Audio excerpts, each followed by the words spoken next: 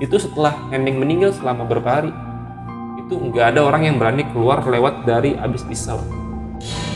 Itu yang membuat gua untuk penasaran datang ke sana nih. Oh, oke. Karena kejadian itu sampai begitunya Bang, membuat warga itu tuh sampai kabur gitu kan, sampai takut gitu kan. Ini kan harus dibenerin Bang. Jadi ada tukang sayur yang datang ke rumah itu menawarkan dagangannya ke Neneng seperti biasa nih Bang. Manggil lah dia. Nggak ada jawaban dari si Neneng. Tulus tuh, nggak ada jawaban sama sekali. Sampai akhirnya mungkin karena dia udah deket kali, udah akrab, kok dilihat pintu terbuka gitu kan, dia masuk lah ke pintu itu. Nah nahasnya pada saat si tukang sayur ini masuk, dia tuh ngeliat Neneng udah bersimbah dalam kondisi yang nggak sadarkan diri.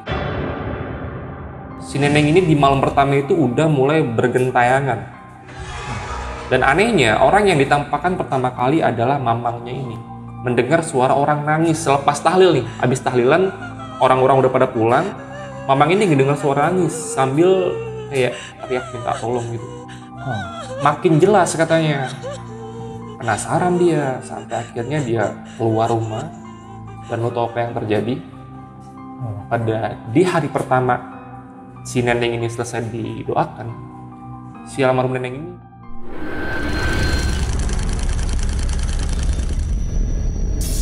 Assalamualaikum warahmatullahi wabarakatuh. Balik lagi bareng gue Ibnu di Tubuh Misteri. Oke, di kesempatan kali ini masih sama nih kayak video-video sebelumnya. Gue ngundang narasumber yang mempunyai kisah pengalaman horor.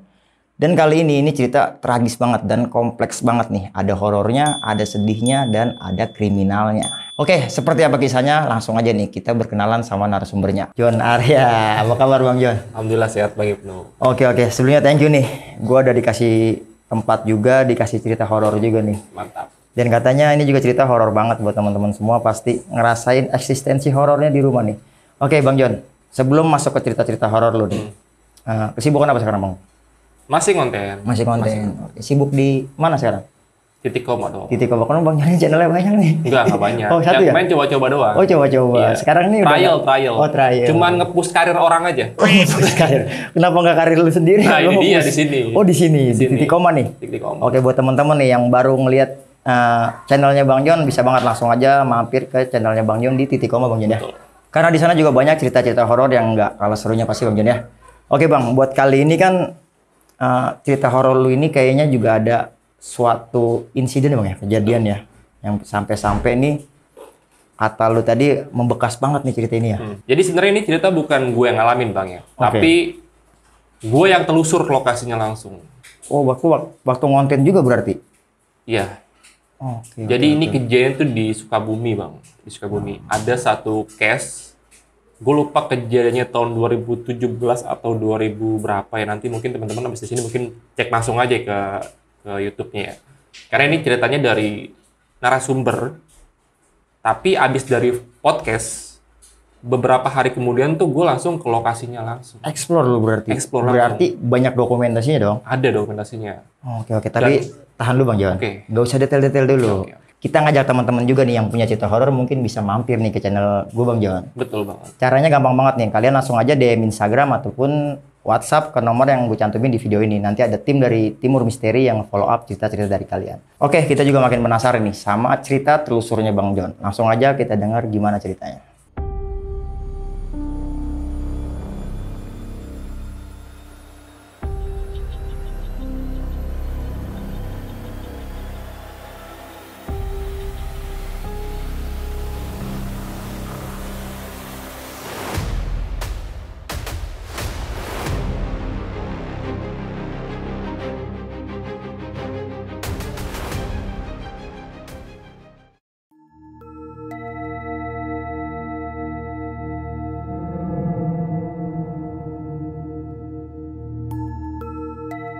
Oke, jadi bukan telusur ya. Oh, bukan telusur?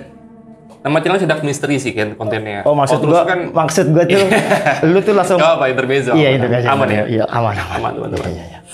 Jadi ini kenapa gue milih kisah ini, karena ini kejadian yang berhubungan langsung sama gue Bang. Oke. Dan kenapa gue ngambil kisah ini, karena menurut gue ini cerita kompleks banget, menarik banget Bang. Ini kisahnya tuh bahkan sempet diangkat diberitakan ya sama TV-TV nasional pada tahun itu, pada saat kejadian. Jadi menurut gue nih cerita gila sih. Tragis pun, horor pun, semua campur aduk di sini. Iya, kompleks ya. Kompleks banget. Jadi ini ada satu kejadian yang diceritain sama narasumber gue. Waktu itu gue lagi ada project nih. Ada project di Sukabumi sama Tidur-Dulur Misteri. Sama Kang Ian. Halo Kang Ian. Apa kabar Kang Ian? Jadi pada saat itu gue dapat proyekan di Sukabumi untuk ngegarap sebuah konten. Sebuah konten. Dan ini cerita yang gue denger langsung dari orangnya, karena pada saat itu gue yang bener-bener ada di lokasi itu, mendengarkan secara langsung podcastnya lah dari narasumber. Tahunnya gue lupa, tahun 2017 atau 2000 berapa, pokoknya di tahun itulah kejadiannya. Dia ini punya ponakan, narasumber gue ini punya ponakan yang namanya itu Neneng. Neneng ini kerja di salah satu daerah di Jakarta sebagai pembantu nih, asisten rumah tangga, mohon maaf. Sebagai asisten rumah tangga. Pada saat dia kerja di sana, dia ini menjalin hubungan sama tukang kebun. Jadi masih satu kerjaan nih. Cinlok lah. Masih, ya cinlok sama tukang kebun. Dan singkat ceritanya hubungannya dia ini kandas. Kandas nih, tapi si tukang kebunnya ini nggak mau kalau misalnya hubungannya itu harus berakhir. Masih bisa dibilang masih ada rasa lah ya. Dia nggak terima kalau harus kandas gitu. Dan yang parahnya setelah kandas, si Neneng ini menjalin hubungan lagi sama supir pribadi majikannya. Wow, masih di lingkup yang sama. Di lokasi yang sama. Mulailah timbul ada rasa cemburu mungkin ya, karena sering ngelihat si Neneng ini bersama dengan pacar barunya gitu kan. Sampai ada satu momen yang diceritakan sama narasumber gue itu, rumahnya ini sepi karena majikannya memang sibuk ya, sering keluar negeri atau keluar kota, gue lupa. Hingga menyisakan si Neneng dengan si mantannya ini yang si tukang kebunnya. Nah, mungkin karena dia cekcok kali ya. Mungkin pada saat itu gue nggak tahu apa yang diomongkan. Intinya pada saat itu si mantannya ini yang tukang kebun tuh nggak terima. Sampai akhirnya mulailah ada tindakan kekerasan yang dialami sama si Neneng.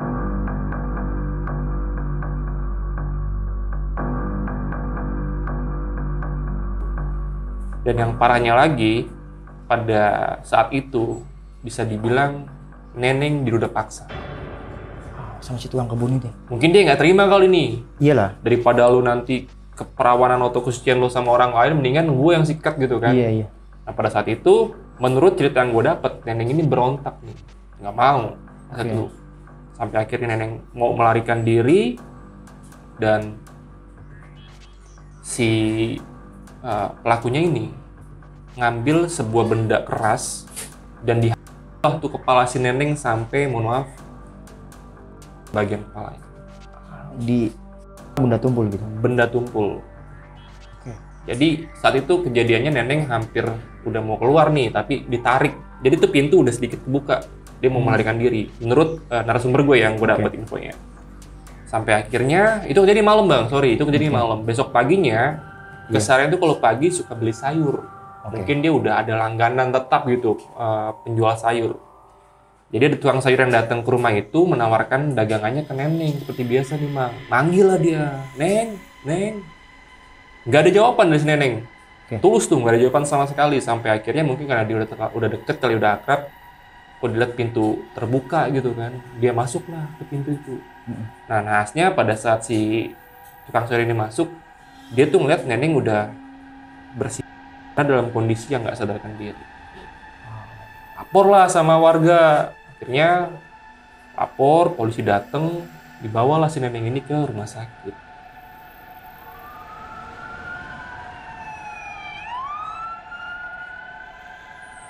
Nah, mamangnya ini kan yang cerita nih, narasumber gue. Dapat kabar kalau si Neneng ini meninggal di Jakarta, tapi belum tahu nih kenapa meninggalnya. Cuma dapat kabar aja dari Jakarta kalau si Neneng ini meninggal. Kronologinya belum tahu pasti. Sampai akhirnya dapat informasi 1 hari setelah diurusin ya dari pihak rumah sakit sama pihak kepolisian, jenazah si Neneng ini dibawalah ke Sukabumi. Dibawa nih ke Sukabumi. Nah, saat itu yang menerima langsung kondisi si jenazah si almarhum, mamangnya ini nih. Si narasumber lu? Narasumber gue nih. Nah pada saat dibuka, dari dibawa gitu ya, dari ambulan diturunkan, itu kondisi si almarhum mohon maaf masih bersimbah. Padahal katanya saat itu dari pihak rumah sakit sudah dimandikan. Tapi pada saat dikafani itu masih ngocor. Keluar lagi. Masih keluar di bagian kepala sampai akhirnya sampai akhirnya pihak keluarga minta izin sama pihak polisian dan rumah sakit untuk memandikan ulang jenazahnya. Oke. Itulah singkat ceritanya, Bang. Dan pada saat itu juga setelah dimandikan, dikuburlah jenazah si Neneng ini. Dan dapatlah informasi dari pihak polisian kalau ternyata ini si Neneng meninggalnya karena benda tumpul. Jadi visum ya? Visum. Tapi belum ketahuan nih siapa pelakunya nih. Saat itu belum ketahuan pelakunya gitu. Masih buron pelakunya. Pelakunya itu melarikan diri lah. Buron. Oke, sampai akhirnya dikubur. Di malam pertamanya, Bang. Di malam pertama pada saat itu warga dan keluarganya ini melakukan tahlil ya, Bang, doa ya. Dan selesai doanya itu ini kejadian bisa dibilang apa ya? Gentayangan kali ya. Si Neneng ini di malam pertama itu udah mulai bergentayangan. Dan anehnya orang yang ditampakkan pertama kali adalah mamangnya ini. Disclaimer lagi nih, Bang, mamangnya ini nggak tinggal serumah sama Neneng. Rumahnya itu lumayan jauh lah dari rumah si Neneng, tapi masih satu kampung. Jadi menurut ceritanya itu waktu itu mamangnya ini mendengar suara orang nangis selepas tahlil nih. Habis tahlilan orang-orang udah pada pulang, mamang ini ngedengar suara nangis sambil kayak teriak minta tolong gitu. Penasaran dong. Menurut dia nih suara familiar gitu, kayak kenal gitu. Laporan lah sama nyokapnya si almarhum nih, Bibi berarti manggilkan, Bi, dengar suara nggak? Nggak dengar suara apa-apa. Oke, balik lagi ke kamar nih si mamangnya ini. Nah di kamar ngedenger suara tangis dan suara orang minta tolong lagi, makin jelas katanya.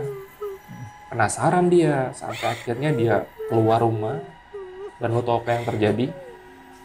Pada di hari pertama si Neneng ini selesai didoakan, si almarhum Neneng ini datang ke tempat itu dalam kondisi pada saat dia tuh meninggal kali ya, masih pakai pakaian yang terakhir dan wajahnya itu berlumur. Ini versi dari si mamang. Ya gue sebagai orang yang denger langsung gila sih cerita kan.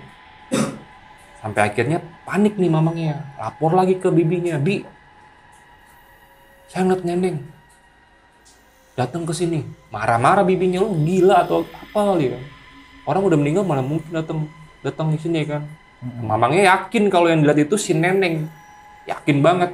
Sampai akhirnya mamangnya mutusin, udah mah, Bi, pokoknya saya pulang aja malam ini, nggak mau nginep. Anterin saya pulang, kalau nggak saya pulang sendiri. Singkat ceritanya pulang lah. Masih di malam pertama nih, Bang.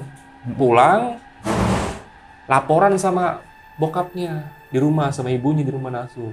Nasum gue cerita, dia bilang sama bapaknya, sama ibunya, tadi di rumah si Neneng, saya ketemu si Neneng. Dateng, nggak percaya tuh orang rumahnya. Masa orang yang udah ditahlilin, udah dikubur gitu kan, udah didoain, udah meninggal kasarnya datang ke sini gitu kan, nggak mungkin, lu pasti halu gitu kan.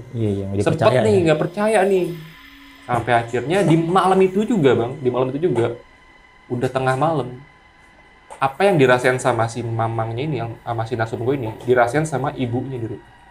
Jadi ibunya si Nasum itu sama di malam itu mendengar suara tangisan yang disambung dengan suara teriakan minta tolong. Sampai akhirnya dicek ke depan dan si Neneng lagi dijumpa. Dan akhirnya terjadilah omongan di antara mereka nih. Wah, bener nih, kata kamu gini. Nah, pagi harinya laporan lah dari pihak keluarga mamangnya ke rumah si almarhum Neneng. Dan yang parahnya lagi, lu mau tahu, Bang? Di malam pertama itu ternyata si Neneng itu bukan cuma menggentayangi si mamang sama bibinya nih. Tapi di kampung tempat tinggal si Neneng juga datang. Ada lagi berarti yang ketemu? Orang lain, tetangganya, Bang. Jadi lu bayangin deh, dalam semalam si nenek ini bergentayangan Kemana-mana berarti. kemana-mana. Iya. Gila nggak tuh? Iya, iya. Jadi orang yang ditemuin tuh ya sama. Awalnya nangis, minta tolong, ketika didatengin pusat suara, sumber suara itu. Ada sosoknya. Sosok neneng dengan kondisi terakhir pada saat dia meninggal. Masih pakai pakaian tidur dengan wajah yang bersimbah darah. Oke. Itu bang. Tadi kan gue sempat bilang kan kalau yang nerima jenazahnya itu pada saat Di rumah sakit. dari rumah sakit ke Sukabumi kan mamangnya kan. Iya. Mamang itu ngeliat kondisi nenek langsung. Jadi versinya si mamang, mohon maaf nih bang ya, bagian kepala belakangnya itu sampai otaknya itu, makanya itu yang menimbulkan darah netes itu karena otaknya itu. Lu bayangin bang seberapa keras tuh benda yang ke nenek bang. Hancur. Makanya itu udah banyak banget kan sampai akhirnya dimandi ulang lagi sama pihak keluarga. Iya, iya. Sempet lah ada omongan yang nyampe ke keluarga si almarhum kalau semalam itu selepas sehabis tahlil si nenek itu ngegentayangi orang-orang kampung sekitar. Oke. Satu malam tuh bang. Iya, baru di malam pertama ya. Malam pertama.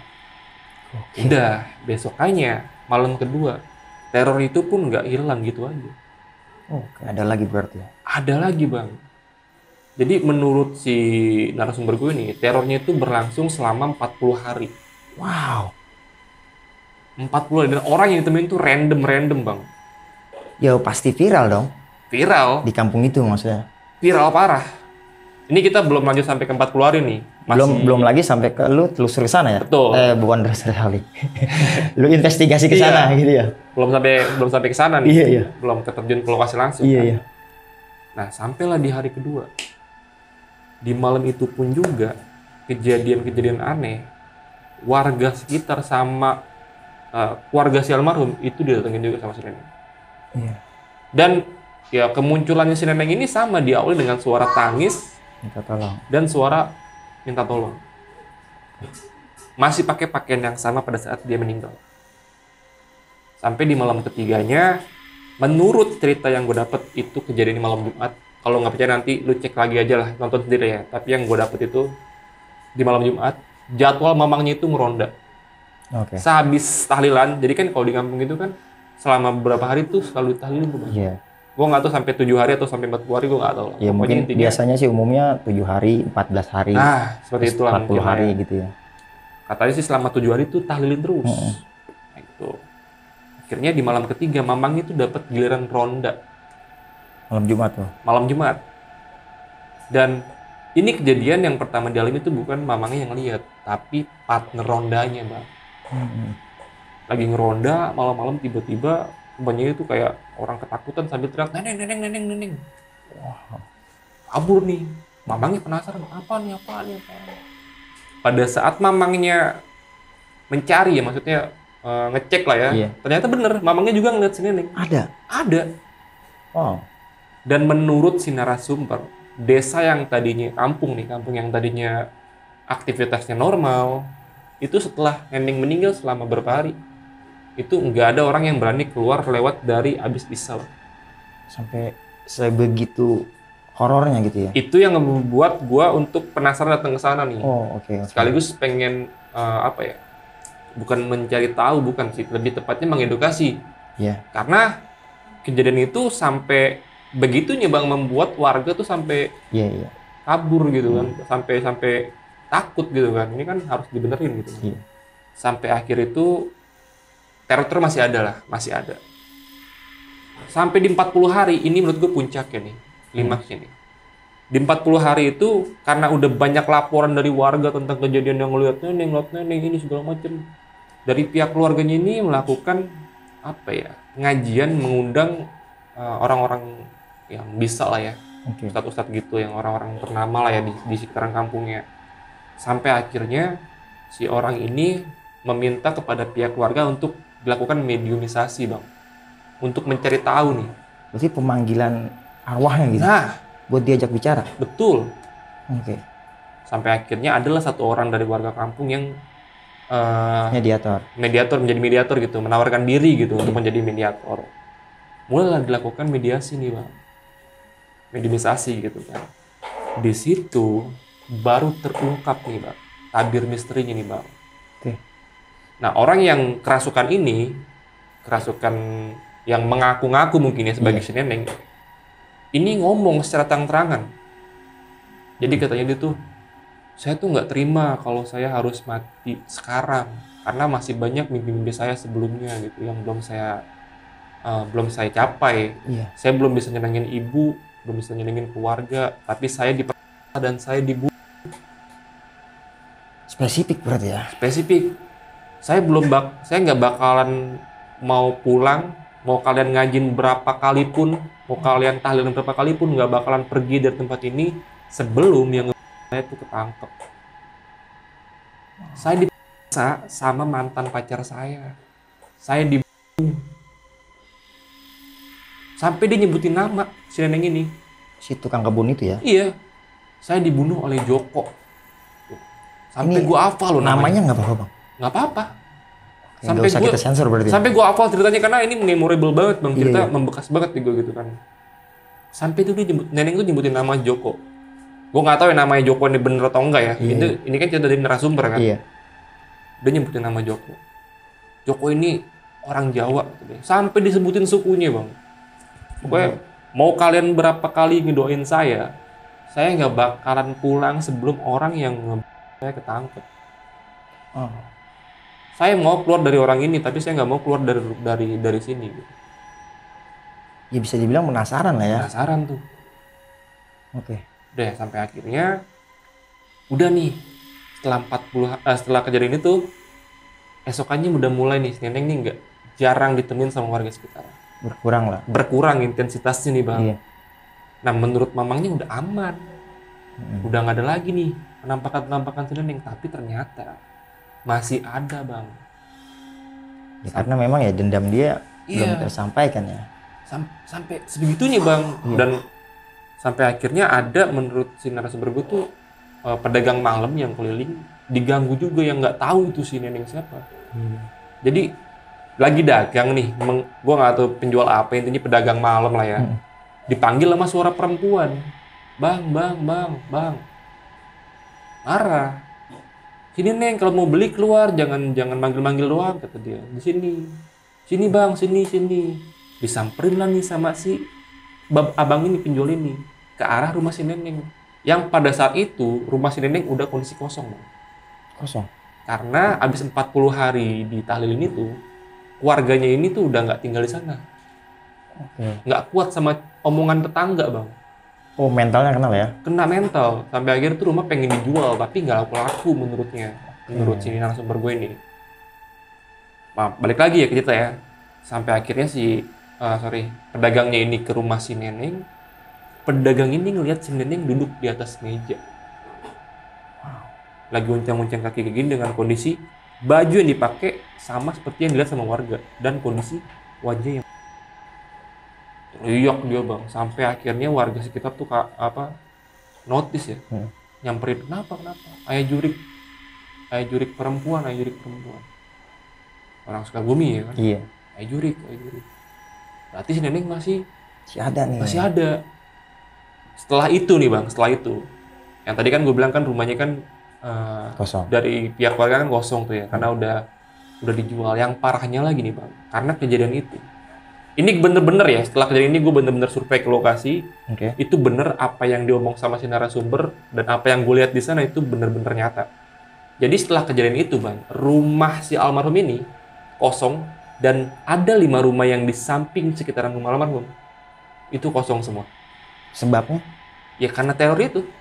Wow, impactnya sampai ke tetangga-tetangga. Jadi setiap malam itu dia datang ke tempat tetangganya ini, ngetok-ngetok pintu, minta tolong. Teror nangis, berarti ya? Kayak gitu. 5 rumah tuh diteror semua. Gila. Seperti itu bang. Dan sampai akhirnya nih bang, ini endingnya nih. Sampai akhirnya pihak keluarga dapat kabar dari Jakarta kalau si Joko ini udah ketangkep. Oke, kabar baik lah ya. Kabar baik tuh, udah ketangkep. Tapi ya itu karena udah terlanjur serem lokasinya, Iya, udah. jadi emang terbengkalai itu. Iya. Itu gue nggak tahu kejadian kosongnya tahun berapa, tapi pada saat gue kesana tahun 2015 nih, masih di tahun ini, itu kondisinya memang kosong. Itu kalau nggak salah kejadian tahun 2017 atau 2019, gue lupa lah ya. Mungkin nanti bisa dicari kebenarannya. Nggak tahu kosongnya kapan. Ya kalau kita analogi dari cerita yang gue gambarkan tadi, itu kan 40 hari itu dari Iya. sosok temennya Neneng. Ya mungkin dari situ kali. Iya. Dari 40 hari setelah Neneng meninggal, rumah itu kosong. Kosong sampai akhirnya Sampai akhirnya, tahun ini lu kesana gitu. iya. Oke. Nah, ini yang ngebuat gue tuh penasaran dengan kasusnya si Neneng kan. Oke. Karena kan di kontennya Tidur Misteri itu kan selain ada podcast, ada juga penelusuran langsung nih, namanya Sidak Misteri. Nah itu sampai akhirnya gue kesana nih. Sidak lah. Untuk membuktikan secara langsung. Apakah rumah yang dibilang sama si narasumber ini beneran kosong atau enggak gitu. Oke. Datanglah gue kesana itu kalau nggak salah tepat di hari Jumat, di hari Kamis malam Jumat kalau nggak salah. Karena gue live selalu di malam Jumat. Oh, sidak pada saat itu lu acaranya live streaming. Oke, jadi sebelum gue datang ke lokasi kan gue belum survei lokasi langsung ya. Belum survei dulu ya. Belum tahu lokasi sama sekali, bener-bener buta banget. Janjian lah gue sama si mamangnya ini, narasumber nih, sebutnya mamang lah ya. Iya. Sama si mamang ini di salah satu minimarket untuk ketemu di sana. Kira ketemu gue sekitar jam, kalau nggak salah jam 11 gue nyampe lokasi. Kalau nggak salah sekitaran jam 10 ke atas lah sampai lokasi. Ketemu di sana ya, gue siapin perlengkapan kayak handphone, clip on segala macem. Nah saat itu yang megang kamera gue, sambil live streaming. Lalu ada tim dari Tidur Misteri itu ada Kang Adi sama Kang Ian dan sama si Mamang. Berarti kita berempat ke sana. Gue megang kamera, Mang Adi megang center, Kang Ian di depan tuh sebagai orang yang bakal mencoba interaksi sama dia. Karena si Kang Ian ini bisa dibilang orang yang bisa lah ya untuk interaksi kayak gitu. Ternyata rumahnya dari minimarket tempat gue ngebase nih itu nggak terlalu jauh bang. Ada gang perkampungan gitu, gang. Terus turun ke bawah yang curam banget, tangga. Awalnya masih ada nih rumah-rumah nih, kiri kanan nih, satu rumah. Tapi memang sekitarnya kebanyakan tuh kebun. Dan jalan terjal seperti itu kan. Masuk nih ke dalam masih ada rumah, satu di sini, ada di sini lagi satu. Ketika udah masuk ke area persawahan nih, ada satu rumah terakhir. Dan itu masih ada orangnya tuh, gue inget banget. Misi ya mau ke bawah karena udah kenal kan sama narasumber kan. Oh iya, lanjut. Abis dari situ kurang lebih berapa meteran dari situ tuh udah nggak ada lagi tuh rumah. Sisa 6 rumah.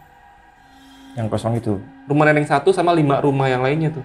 Berarti bener ya kosong tuh. Dan itu bang kondisinya gila sih bang. Udah bener-bener semak. Kang Ian, coba Kang Ian pakai Ovilus di depan Kang Ian.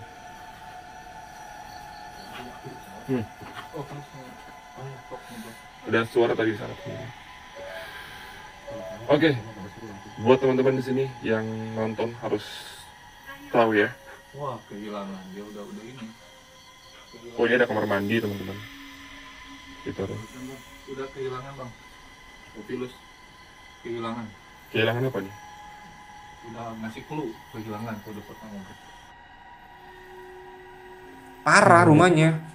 Tapi rumah si almarhum Neneng ini masih berbentuk karena ada warga yang kalau pagi nih suka ngebersihin biar nggak terlalu parah gitu. Kalau tinggi dikit babat biar nggak terlalu creepy. Tapi itu pagi beraninya. Dan ada kandang kambing kalau nggak salah di situ. Kalau dekat situ ada kandang kambing. Masuklah kita ke sana. Pada saat kita belum masuk aja nih bang, mamangnya ini udah kayak nangis gitu, gimana sih? Karena inget gitu. Iya. Udah kayak saya nggak berani nih bang, katanya. Saya nggak mau deh kesini lagi kata dia. Iya. Karena inget nih sama almarhum nih. Iya masih saudara. Gue bilang ya udah Kang, Bismillah aja, Mang, Bismillah aja Mang, gitu. Si mamangnya paling depannya lagi Kang Adi, belakangnya Kang Adi, belakangnya gue. Jalan nih kita nih. Baru gue masuk ke rumah pertama. Jadi ini rumah nih. Ini rumah nih, posisi rumah. Ada belokan ke kiri. Nah kita nih mau ke kiri nih. Iya. Posisi kan yang depan kan mamangnya nih. Lo tau apa yang terjadi sama si mamang ini? Lompat dia. Balik dia. Astagfirullahaladzim. Ingat sesuatu. Astagfirullahaladzim. Gue saat itu kaget, bukan takut, kaget. Iya. Karena mamang ini mau lari keluar. Gue pegang, bang, kenapa bang, kenapa? Neneng bang, neneng. Coba lu bayangin. Lu semua belum belok ya, baru mamang nong. Baru mamangnya doang nih. Iya. Tuh kayak orang pengen nangis dia, ngomong gemeter dia. Ada tuh di live itu nanti lo kalau misalnya ini lu lihat tuh. Takut tuh dia. Ya di situ gue coba untuk memberanikan diri lagi kan, gue meyakini kalau yang dilihat itu salah, gue bilang gitu kan. Enggak bang, mungkin lu salah kali, salah lihat kali. Masuklah nih kita nih. Ya seperti biasa ya, ala-ala nge-live kan pasti kita nge-review kan. Iya. Jadi di situ di rumah itu, kalau nggak salah 2017 deh. Karena ada kalender di situ tuh bang. Oke. Kalender terakhir tuh 2017 tuh kalau nggak salah. Itu gue datang ke tempat kamarnya si almarhum. Lokasi ini dulu tuh ditinggal seorang wanita dan karena ada skandal, jadi wanita itu pernah menjalin hubungan dengan tukang kebun, terus putus. Bang Ian, gimana kalau kita coba untuk melakukan mediumisasi kalian? Di sini mau di kamarnya. Di sini. Di semua di sana. Semua di sana. Ayo kita ke sana yuk. Wih, dapurnya, kamarnya, terus ruang tamunya, terus sampai yang lebih diperkuat lagi tuh ya sama narasi si mamang. Jadi nih Bang John, selama almarhum tinggal, almarhum sering menghabiskan waktunya di kamar ini. Oke. Itu rumahnya bener-bener gelap, kosong bang, nggak ada apa-apa. Bang, sebelum lanjut bang, gue mau nanya, lu nyium bau kamper gak sih? Sejauh lu cerita, gue nyium bau kamper. Oke lah, lupakan aja. Serius, gue jadi nggak fokus ke cerita, gue fokus aroma kamper yang di lemari kamper dulu gitu. Lanjut aja ya, aman ya? Aman ya? Gila. Lanjut nih ya. Tapi lu nyium gak sih? Nyium gue. Anjir. Oke lah ya, lanjut ya. Gila. Oke, sip, lanjut. Kita lanjut lagi nih, review tempat-tempat yang disinggahi atau dihabiskan waktu sama si nenek. Dan di situ gue nggak tahu ada apa ya, nggak tahu itu punya siapa ya. Di situ ada rambut yang udah keguling gitu, yang ke apa sih namanya? Potongan rambut tapi Ngumpul gitu. lumayan gitu, banyak gitu. Kayak abis. Lu pernah pakai sisir yang itu nggak sih, yang bentuknya kayak bulat-bulat gitu, terus kalau Oh iya. Yang lu pakai gitu, yang begini kan istilahnya. suka ada tuh rambut-rambut yang nempel Iya, tuh. Iya. Nah, gue tuh nemuin rambut di kamarnya si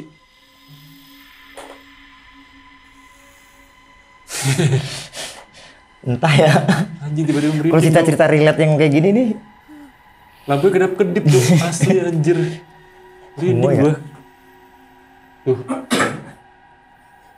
aman kali bang ya. mana ya? Lanjut ya lah. Aman sih, insya Allah aman. Maaf ya, lanjut ya. Aduh bang, Ya, rambut nih bang. rambut ya? Iya. Oh. Mohon maaf.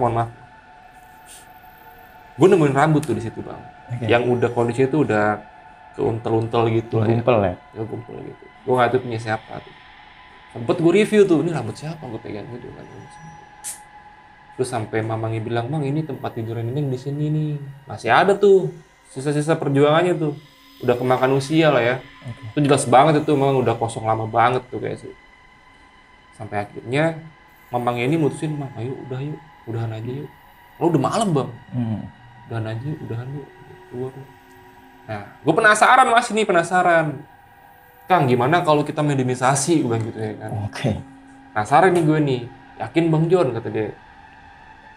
Soalnya nggak ada yang bisa nih selain saya, kata dia kan. Pada kuat gak nih? Nah saat itu ada penolakan dari mamangnya nih. Jangan katanya. Jangan deh, kata dia. Saya takut kenapa-napa. Kata dia. Karena jujur bang, di antara kita berempat, cuman Kang Ian doang nih yang bisa nih buat hal seperti itu, yang tahu lah dengan hal seperti itu. Kita bertiga ini bener-bener biar nggak tahu masalah gituan kan. Praktisinya lah ya. Ya, yang Kang Ian bilang, insya Allah aman Kang, ngomong gitu. nanti gue bisa kontrol lah, bisa keluar, bisa masukin sendiri gitu. Oke lah, akhirnya kita cari tempat yang bener-bener space-nya tuh aman, yang kosong, Safety lah ya. safety. Takutnya ngamuk atau apa kan kita nggak tahu kan, karena situ banyak banget peralatan-peralatan juga yang masih ada. Kita pindah ke ruang tengah nih, ruang tengah. Dan di situ Kangian udah mulai tuh, gua megang handphone sama center. Gua liat center gua ke arahnya Kangian, fokus ke dia, dan kamera tuh gue fokusin tepat ke Kangian. Sementara gue kan nggak bisa bahasa Sunda nih. Oke. Gue tahu ini kan ada di Sukabumi nih. Pasti logat agak susah nih kalau gue terjemah, kalau gue ngomong. Iya. Makanya nanti gue minta Kang Adi atau Mamangnya nih yang ngomong. Oke, pada saat itu dia mengiyakan. Saat itu Kangian udah mulai nih. Gue nggak tahu apa yang dilakukan, tiba-tiba dia udah mulai kerasukan. Lo tau apa yang dialami pada saat itu? Gue ngeliat Kang Ian saat itu posisinya tuh seperti kayak gini nih, kayak pocong dan lompat-lompat. Dan geraknya tuh lambat, kayak dia begini, cuman dia goyang-goyang gini nih. Nangis tuh saat itu. Yang lu tau apa yang pertama kali diomong, disampaikan sama si Kang Ian? Dia langsung nyapa ke Mamangnya. Mang, Mang. Mamangnya sampai nangis denger sore itu. Bilang, Mang udah ajak ngomong. Awalnya kuat, lama-lama gak kuat nih. Iya. Karena dia mungkin inget kali Iya, ya. memorinya Ingat datang nih. semua. Akhirnya Kang Adi coba diwakilkan, gantiin, ajak ngomong pakai bahasanya. Ditanya lah, itu jujur itu saat itu ruangan tiba-tiba berubah atmosfernya, coy, anjir. Cekam ya. Dari ujung kaki sampai kepala tuh kayak tebel, coy, badan gua. Gua nggak, hari itu gua was-was banget karena yang bisa cuma Kang Ian. Saat itu dia kerasukan, Nggak ada yang protek lagi. nggak ada yang protek lagi nih. Iya. Mamangnya udah goyang nih, udah pengen cabut aja nih, pengen kabur nih. Tanya lah sama Kang Adi, ini siapa? Neneng. Gila, merinding gua. Ditanya, gue tanya kan. Pertama gue tanya pakai bahasa Indonesia, nanti ditranslate nih sama si Kang Adi. Tapi ternyata Neneng ngerti bahasa gue. Ya karena kan dia lama di Jakarta juga mungkin kan. Merantau. Iya. Gue tanya, apa benar ini Neneng yang sering menampakkan diri ke warga? Sampai ngebuat rumah ini kosong. Bener. Kenapa? Memang alasannya apa? Ya Neneng sedih, Neneng belum mau mati, Neneng masih pengen hidup. Neneng masih pengen hidup, Neneng masih pengen ngebahagiain ibu, kata dia. Ibu mana? Neneng kangen. Ibu mana? Neneng kangen. Ibunya masih ada. Masih ada. Cuman udah pindah rumahnya dari situ. Mang, doain Neneng ya, Mang. Doain Neneng. Mamangnya nangis ngedenger situ. Nangis. Dan yang bikin gue mending lagi apa? Tadi kan posisi kan dia diem nih. Dia lompat ke arah gua, Bang. Wow. Ngedeketin gua. Makin deket. Ih, sumpah gue gimana ya, kayak risih juga sih. Apa ya, kayak ya getar juga gitu kan. Ngerespon gelu gitu ya. Karena ke gua, ngajak ngomong ke gua kan, dan matanya itu benar-benar ke arah gue. Anjir, gue bilang nih, aman, insya Allah aman, bener aman gitu kan. Ditanya lagi, emang bener Neneng nampakin diri sama warga yang ganggu-ganggu warga sampai keluar-keluar kampung sini? Saat itu Neneng bilang enggak. Wah, enggak. Enggak. Tadi di awal dia bilang kan, yang sering nampakin diri bener. Iya. Tapi di situ baru terjawab nih, Bang. Neneng hanya menampakkan diri ke keluarganya. Terus Dia nggak menampakkan diri ke orang lain. yang warga-warga lihat. Neneng bilang, yang menampakkan diri ke keluarga itu, dia nunjuk ke arah depan. Anjir, merinding gue. Berarti ada lagi. Jadi dia ditanya nih sama Kang Adi, maksudnya gimana? Dia nyamar atau gimana? Gitu. Jadi Neneng tuh nggak kemana-mana. Dia selama nungguin pelakunya ketangkep, dia tuh ada di rumah itu aja, nggak kemana-mana. Iya, lebih ke keluarganya kan. Hanya Dia menampakkan tuju diri, gitu. minta tolong sama keluarganya, nggak sampai keluar. Nah, ini dimanfaatkan sama seton lain. Iya, iya. Jadi di kalangan mereka tuh juga ada fitnah kali ya. Iya, sama jin lain yang energinya mungkin lebih besar di situ, Jadi fitnah menyerupai lah ya. neneng, menampakkan diri, meneror warga sekitar. Iya, iya. Yang ngebuat sampai akhirnya warga sekitar tuh kabur dan rumah itu kosong. Iya, iya, Jadil tempat tinggal dia. Dimanfaatin sama si jin-jin yang lain nih. Nah, itu jawaban yang gue dapet dari si neneng. Jadi neneng tuh nggak menampakkan diri ke orang lain, yang menampakkan diri tuh Jin lain. jin lain. Dia nunjuk ke depan, berarti ada di depan dong. Iya. Sedangkan di depan itu rumah kosong. Iya, iya. Tuh. Berarti saat itu gue udah mendapatkan jawabannya nih.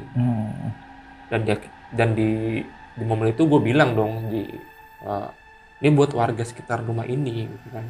Ya kalau bisa rumah ini tempatin lagi. Balik lagi karena ya udah terbukti nih yang menampakkan itu bukan neneng sebenarnya. Oke. Tapi jin lain yang menyerupai si neneng yang tujuannya memang menakut-nakuti kalian. Iya, iya. Tuh, misi gue itu sebenarnya. Gue pengen tahu Edukasinya jawabannya. itulah ya buat warga situ ya. Iya. Dan akhirnya gue bilang sama mamangnya, Mang, mumpung ada neneng, ada yang mau disampaikan nggak? Gue bilang gitu ya kan. Baru tuh mamangnya bilang, ya semoga neneng tenang, ngedoain segala macem. Nanti kalau sempet datang ke makam neneng buat ziarah, nanti disalamin sama ibu, segala macem gini-gini, neneng tenang. Karena kan yang mohon maaf yang membuat neneng meninggal kan udah ketangkep sama polisi gitu kan. Jadi neneng pulang, nggak usah sedih lagi gitu. Ya Mang, makasih. Sampai akhirnya cabut tuh Keluar. kan. Oke. Itu tuh Bang, kejadian yang benar terjadi. Jadi kalau misalnya lu penasaran sama ekspresinya Kang Ian atau tanya jawab gua sama si sosok yang mengaku si neneng ini pada saat kerasukan, ya mungkin nanti bisa kali lu tampilin nih Iya, videonya. iya. Nanti kirim aja Bang linknya buat Iya. gua Atau masukin. mau lihat langsung nanti bisa gue cari. Atau nanti gue insert linknya juga bisa. Boleh, gampang boleh. lah. Oke. Ini bukan promo ya, tapi Iya, memang ini bener-bener kejadian yang gue alami di sana. Iya, Makanya gue mau cerita ya karena gue orang yang ada di sana. Iya, jadi dapat kisah dari narasumber dan lu langsung sidak langsung nih. Gitu. Betul. Ke lokasi gitu ya. Nah, jadi ya apa ya, bisa dibilang inti dari cerita ini mungkin benang merahnya atau apa ya, hikmahnya lah ya dari kisah yang terjadi sama si Mamang Neneng tuh ya tadi ya setan itu memang tujuannya jin itu menakut-nakuti kita ya. Iya. Bisa menyerupai siapa aja dan bisa berwujud seperti apa aja gitu. Muslihat ya. Tipu muslihatnya seperti itu. Iya, iya.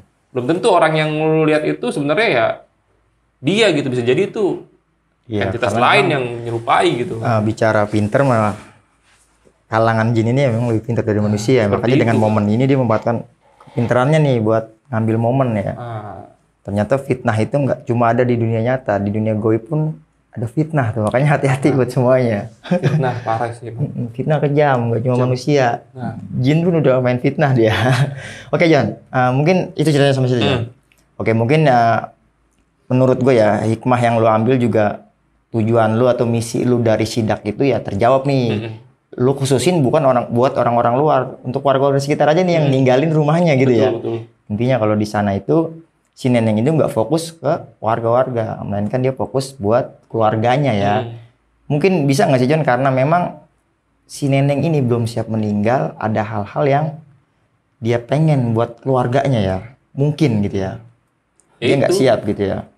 Ini obrolan gue selepas podcast dan lain-lain ya. Jadi obrolan gue sama Mamang nih, Mas Si narasumbernya Mamang, ya. narasumber. Jadi tuh si neneng tuh si ibunya itu pengen banget umroh katanya. Wow, mulia sebenarnya Iya, si ceritanya neneng ya. itu ya bisa dibilang tulang punggung keluarga. Pengen wujudin mimpi Iya, si mungkin ibu. itu kali. Makanya tadi sempat bilang kan masih banyak mimpi-mimpinya neneng yang belum tercapai, pengen ngebagian ibu. Mungkin salah satunya itu. Oke. John, sebelum gue banyak nanya John, gue mau ngeliat parfum yang wangi ruangan yang lu pakai nih. Mereknya apa sih? Apa itu tuh? Bang, mereknya apa itu bang? Lupa. Tadi pas keluar kan wanginya nggak bau kamper. Gue nyium gitu, maksudnya bukan ini gitu. Gue mau ngeliat dulu mereknya. Tapi nggak ada ya. Ini apaan? Glade Aroma. kalau nggak salah dah. Iya kayaknya umum ya yang Glade itu ya. Iya. Glade ya. Glade. Tapi kamper yang gue cium selama lu cerita John. Tadi juga ada kejadian. Gue pengen nge-review itu, cuman gue kayaknya nggak enak di momen lu cerita gitu. Iya nih, buat gue buka kamper kali ya. Kamper-kamper orang dulu naruh di dalam lemari. Iya. Coba tadi lampunya kedap-kedip dong. Gokil. Itu mah vape bang. Vape mah lain. Oke lah, lupain aja lah. Cuman memang kalau ceritanya itu relate, ya ini kan kurang relate apa ya Jon, sampai lu dapat narasumber dari keluarganya langsung, lu sidak langsung ke lokasi. Jadi kan kurang relate kayak apa gitu ya. Yang mau gue tanyain gini Jon, sejauh lu sidak di sana gitu, di penelusuran lu berempat ya, lu berempat atau berapa orang sih tadi? Berempat kan sama si Mamang ya. Berarti kan dari konten kreator ini 3 ya? 3. Dari lu bertiga atau dari yang bisa tadi tuh, ada nggak sih yang ngelihat langsung sosok si Neneng di lokasi itu gitu, selain mediasi tadi gitu? Kalau menurut si Kang Ian ya, jadi menurut si Kang Ian ini lagi-lagi nih coffee break nih obrolan ini selepas dari lokasi nih. Iya. Ya gue nanya lah, Kang Mamangnya juga nanya tadi yang bener Kang yang disampaikan sama si Neneng pada saat akan kerasukan. Nah menurut si versinya Kang Ian, sosok si Neneng ini itu bener-bener wujudnya pada saat itu ya bentuknya pocong. Oh, malah pocong. Malah ya? pocong. Jadi mukanya bener-bener muka wanita, tapi ya itu kondisinya tuh pada saat itu tuh yang dilihat tuh pocong, udah berbentuk pocongan. Iya, ketika mediumisasi pun meragainnya sosok pocong. Nah, itu dia. Oke. Nggak sama gitu. Nggak sama sama penglihatan orang-orang yang lain gitu ya. Betul. Pada saat itu. Ya mungkin ya. Ini versi sempurnanya atau gimana gue nggak tahu ya. Nggak ngerti juga gue, pokoknya ya gimana. Atau dia bertransformasi gitu, berubah wujud gitu. Ya mungkin setelah Tadi pelaku udah Kak Fani ketangkap kan? kali ya. Pelaku udah ketangkap. Bisa jadi. Dia udah merasa lebih tenang. Iya. Mungkin ke sosok aslinya mungkin ya, Bisa kita juga jadi. nggak tahu ya. Mungkin itu mah cocok logi kita aja ya. Iya. Kayak gitu Iya. sih. Jadi Ya perubahan penampakan ya. dan nggak ada darah. Nggak ada darah. Bersih kayaknya, cuman kayak lusuh yang dilihat sama Kang Ian tuh kayak lusuh aja, kayak bener-bener kayak yang udah lama nggak terawat gitu. Dan nggak ada darahnya. Iya. Ya entah itu apa, yang jelas beda lah Jon ya sosok ditemukan, sosok penampakannya ya. Sempet nggak sih dari pihak keluarga tuh ketemu sama pelaku? Kalau untuk itu gue nggak nanya ya. Karena gue umum aja nih di otak gue, umumnya nih sekarang dari pihak keluarga aja sebegitu digentayanginnya, gimana si korban, si pelaku gitu. Oh, lu Iya, pertanyaan lu jadi mengarah ke sana Iya ya? gitu, maksud gue tuh gue sampai kesananya gitu. Ini gila, teror keluarga aja kayak gini Jon. Gimana pelaku yang semuanya ini ada gara-gara dia gitu. Mungkin kan pasti diteror di dalam sel atau selama dia kabur atau gimana gitu kan. Kayak yang kita tonton di film apa tuh yang ada kan, yang kasusnya hampir sama nih kayak Vina sebelum 3 hari. Iya. Ini kan hampir sama nih, Hampir sama maksudnya ya? kan true story gitu. Kan dia kan bergentayangan cari tahu siapa pelakunya sampai salah orang gitu. Wah, gue tuh sampai ke situ-situ gitu, jauh gitu, gimana si pelaku ini. Gue nggak nanya. Berarti detail sih. nggak sampai sedetail itu gitu ya. Oke Bang Jon, ya kita bisa ngambil hikmah lah dari ceritanya Bang Jon ini, bahwasanya yang memang tujuan Bang Jon cerita di sini bukan kembali ungkit kisah lama Jon ya, Bukan. melainkan juga ya sekali lagi tujuan sidaknya pun buat ngasih asumsi nih buat warga-warga sana yang khususnya yang ninggalin rumahnya ya, bahwasanya memang semua itu tipu muslihat gitu. Si Neneng ini ya nggak bertujuan buat mengganggu, sini yang ya kejawab lah ya sidak lo itu. Oke, Bang Jon, sekali lagi thank you nih udah mau berbagi pengalamannya dan kesan yang gue dapet sih dari cerita ini, studio lu horor. Anjing, pertama kali gue juga ngalamin kayak gini, sumpah. Iya, ini gue nggak punya kehebatan apa-apa sih buat hal-hal goib gitu. Tapi ini make sense banget gitu, Jon. Gue tadi sebenarnya nggak ada momen-momen yang pengen gue ungkap gitu. Maksudnya, lu ngerasain gue nggak pengen berbagi tentang aroma yang gue sampein. Mungkin di akhir nih ada hal-hal lu yang di situ bau banget camper. Nah, itu baru gue mau omongin, ternyata enggak gitu. Ini mungkin emang betulan aja kali, Jon. Sejadi. Iya ya. Oke, Bang Jon, sekali lagi terima kasih banyak, dan buat kalian semua yang mau lebih tahu tentang cerita-cerita horor dari channelnya Bang Jon, bisa kalian mampir ke Titik Koma, Bang Jon ya. Karena di situ juga ada cerita-cerita horor yang diundang nih narasumbernya sama Bang Jon. Mamang itu ada cerita, Jon? Hah? Cerita si Mamang ada nggak di channel lu? Udah lu undang belum? Belum. Ini setelah ini bakalan undang Gue ya? pengen banget tuh ngedatengin dia, karena dia tuh ada juga case yang menurut gue kacau juga ya. Iya. Jadi si Mamang itu kalau dia tuh nggak mau pernah ngebuka identitasnya karena selalu pakai masker. Oke. Karena dia tuh ada satu case banget yang ini gila sih. Si Mamang ini dulu bucinan apa enggak ya? Janganlah John, itu Jangan kan ya. privasi dia makanya dia nutupin. Jangan Kalau lah lu ya. buka dia nggak bisa nutupin privasi gitu. Janganlah ya. Oke, pokoknya intinya nanti juga lu bakalan ngundang si Mamang ya di channel lu ya. Insya Allah. Oke, jangan lupa juga tuh mampir ataupun kalau teman-teman berminat buat si Mamang dipanggil di channelnya Bang John, langsung aja komen di sini nggak apa-apa. Ntar Bang John juga ngeliat ya Bang John ya. Oke, buat teman-teman semua, kiranya itu nih yang bisa kita sampaikan pada video kali ini. Dan lagi-lagi nih, sebelum pamit undur diri, gue mengingatkan buat kalian semua yang mau jadi narasumber seperti Bang John di sini, langsung aja kalian DM Instagram ataupun WhatsApp yang gue cantumin di video ini. Nanti ada tim dari Timur Misteri yang follow up Cipta dari Karya. Oke, kiranya itu aja. Gue Ibnu Fitra Siddiq dan Bang John pamit undur diri. Wassalamualaikum warahmatullahi wabarakatuh. John, thank you, John. Thank you, Bang. Oke, Bang, besok platformnya ganti nih.